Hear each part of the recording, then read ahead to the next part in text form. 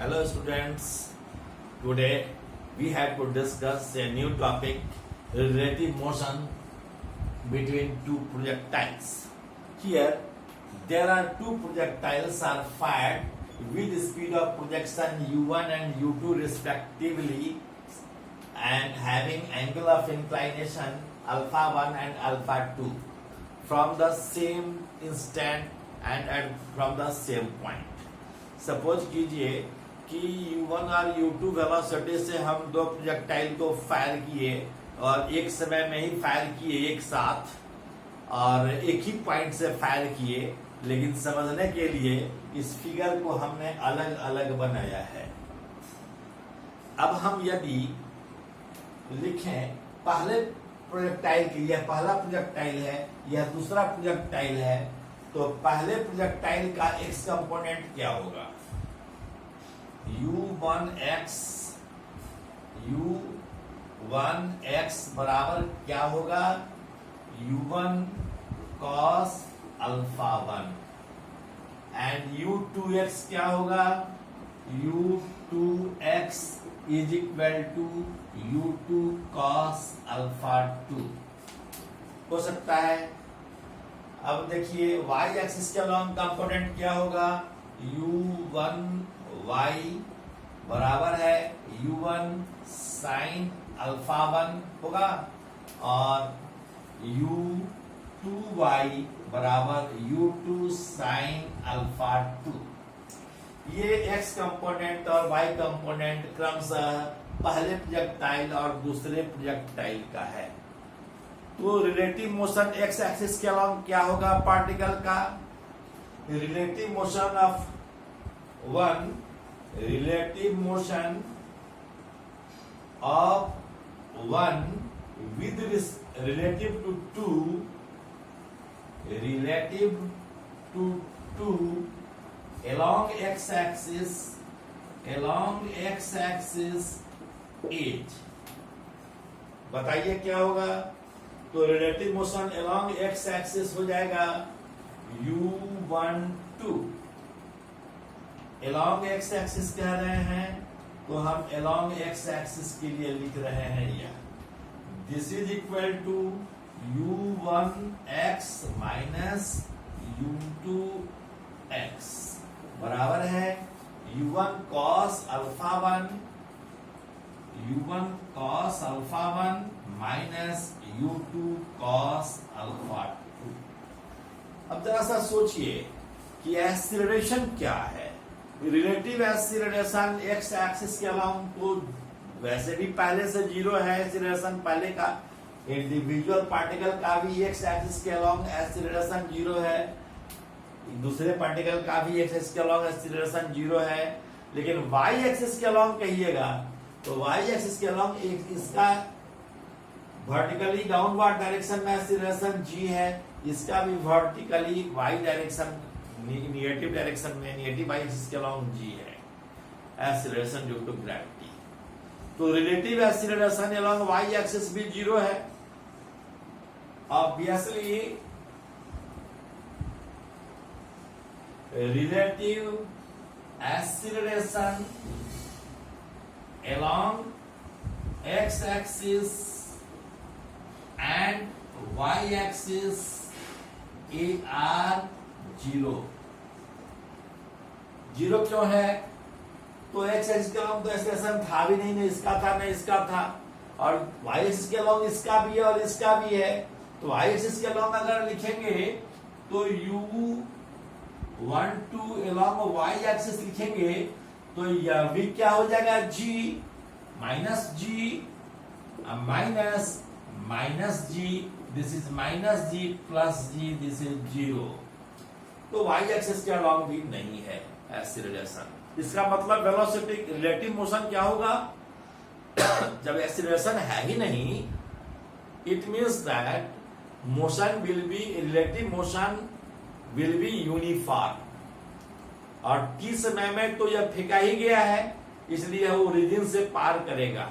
Origin मतलब जहां से एंगल, जहां से इसको प्रोजेक्ट किया गया है वह वहीं से पार करेगा।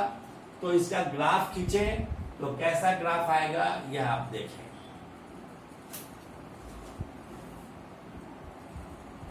तो जब एक्सीलरेशन है, रिलेटिव एक्सीलरेशन प्रोजेक्टाइल्स का जीरो है, रिलेटिव एक्सीलरेशन जीरो है प्रोजेक्टाइल का, इसका मतलब क्या होगा कि मोशन होगा यूनिफॉर्म, और यूनिफॉर्म मोशन का जो ग्राफ होगा वह स्ट्रेट लाइन के अलोंग होगा। हम एक्स एक्सिस पर u12x ले रहे हैं, y एक्सिस पर 12y ले रहे हैं, तो ग्राफ ऐसा स्ट्रेट लाइन के रूप में आया। और यह रिलेटिव मोशन x एक्सिस के साथ एंगल बना रहा है थीटा, तो tan थीटा बराबर क्या होगा, this much by this much. यह क्या है, u12y बाई u12x, इसलिए थीटा बराबर क्या हो जाएगा, tan inverse u12y by u12x। This is the value of theta. अब हम इस पर एक प्रॉब्लम करेंगे, फिर से आप देखेंगे कि इसका हम कैसे उपयोग कर रहे हैं। ये जो हमने अभी relative motions between two projectiles पढ़ाए हैं, इसके एप्लीकेशन कैसे होता है इस थ्योरी का, इसको हम इस प्रॉब्लम में बता रहे हैं। देखिए,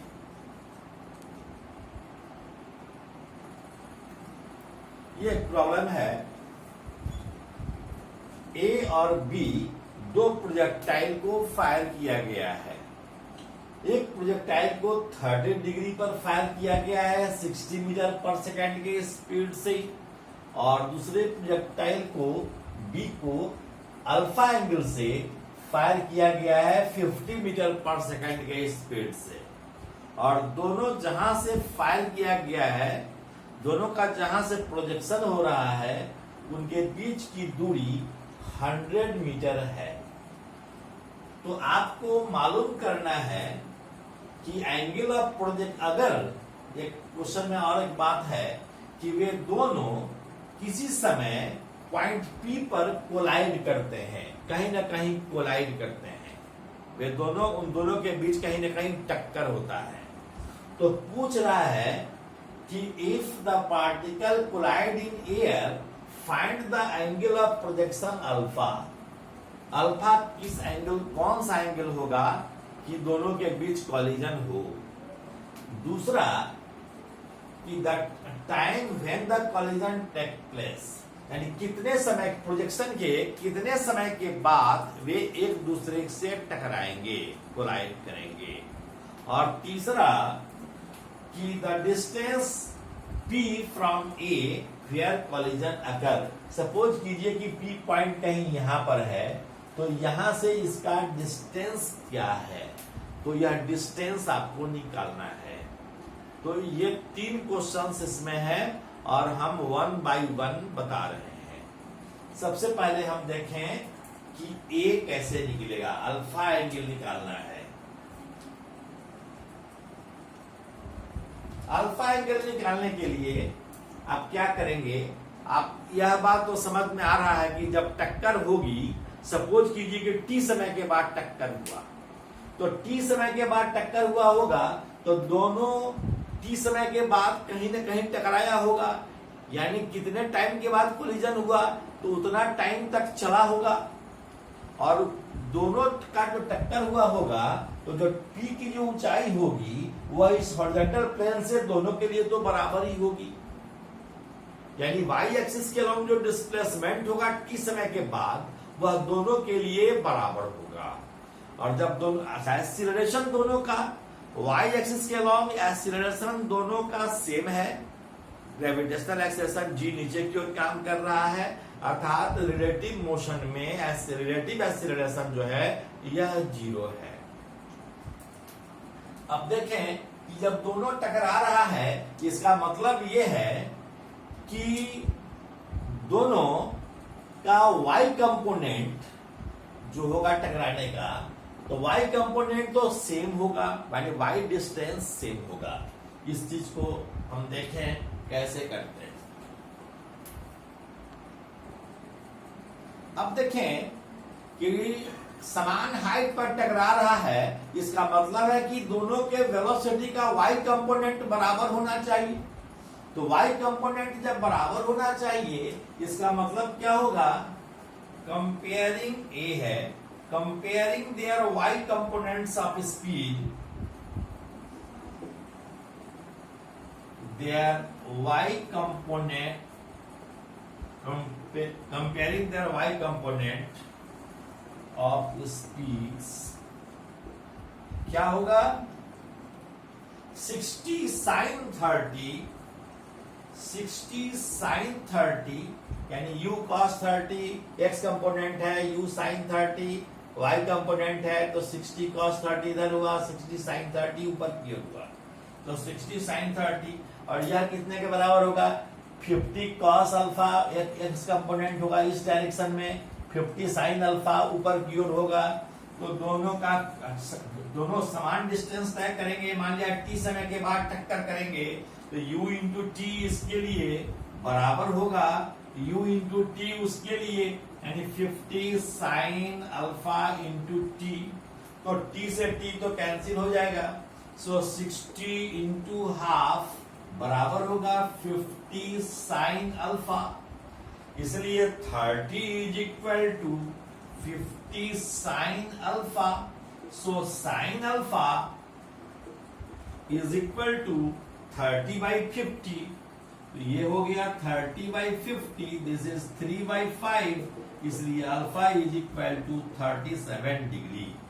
साइन अल्फा अगर 33/5 होगा तो अल्फा 37 डिग्री होगा, यह बात याद रखेंगे, बराबर आएगा साइन 37 का वैल्यू कितना होता है, कॉस 37 का वैल्यू कितना होता है, साइन 53 का वैल्यू कितना होता है, कॉस 53 का वैल्यू कितना होता है।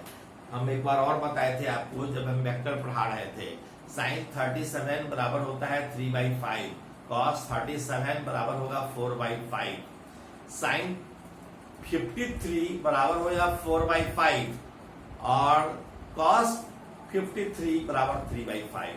इस बात को आप याद रखेंगे। तो ये अल्फा निकल गया। अब हम b देखते हैं, b कैसे बनेगा।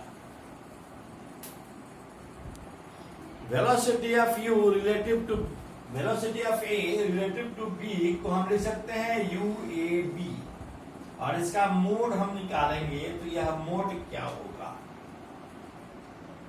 यह होगा a का u1x माइनस u1 u2x, यही होना चाहिए, यानी uax 1 है a और यह है b, तो हम लिख सकते हैं कि uax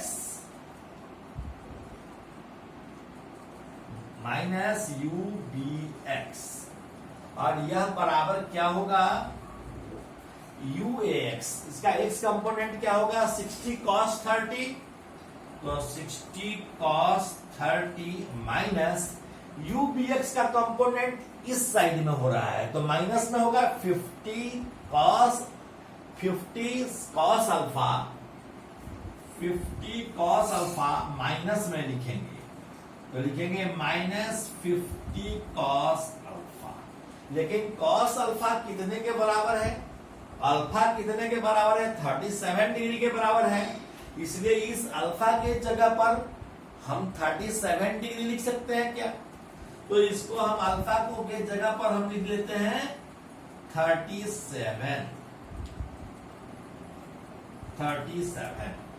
तो यह तो प्लस हो जाएगा, 60 cos 30 है तो 60 into √3/2 plus 50 into 3/5, cos 37 4/5, cos 37 है तो 4/5, तो यह तो हो जाएगा 10 इंटू 4 40, और ये हो गया 30√3 प्लस 40, यह मीटर पर सेकेंड, यह स्पीड हो गया।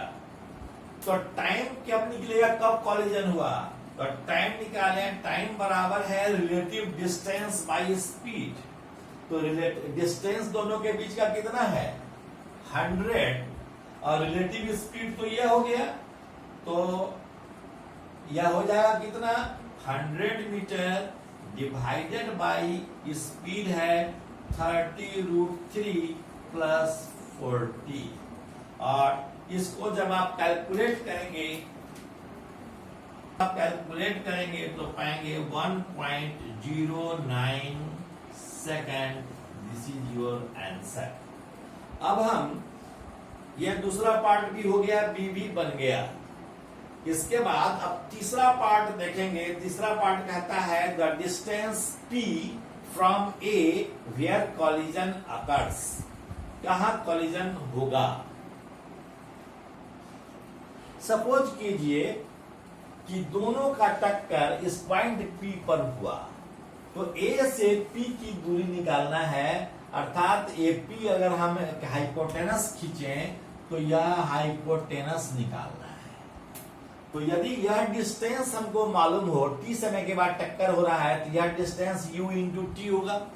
तो U AX इंटू T लिखेंगे, क्योंकि हम A के लिए लिखे हैं X कंपोनेंट, और यह हम लिखेंगे y एक्सिस के लॉन्ग जो डिस्टेंस कवर्ड होगा A के द्वारा। तो y एक्सिस के लॉन्ग कितना डिस्टेंस कवर किया, दोनों को इसका स्क्वायर प्लस इसका स्क्वायर करेंगे और स्क्वायर रूट कर लेंगे। तो यह डिस्टेंस कवर्ड C में लिखेंगे S बराबर है root over U AX into T। यही डिस्टेंस है, इस डिस्टेंस का स्क्वायर। अब प्लस यह डिस्टेंस अगर y है, यह x है और यह y है, तो x square plus y square का स्क्वायर रूट।